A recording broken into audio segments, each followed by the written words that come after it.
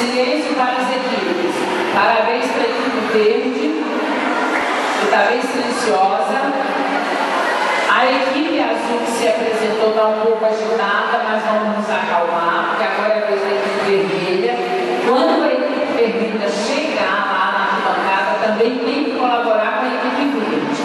Ok? Vamos falar a letra do nosso grito. Olha.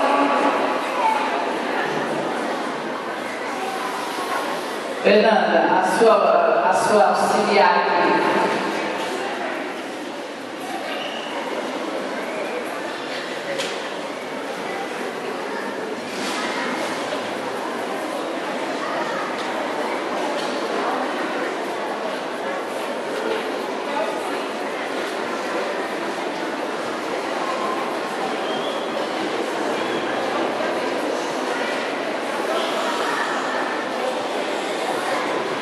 Botou minha voz, vou falar.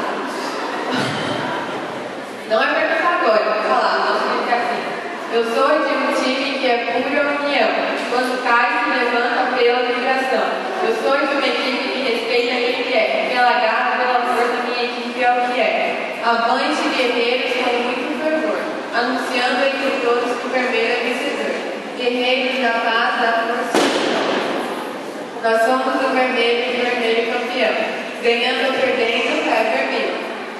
Nessa de casa e vermelho eu estou. Com força gritamos, é vermelho.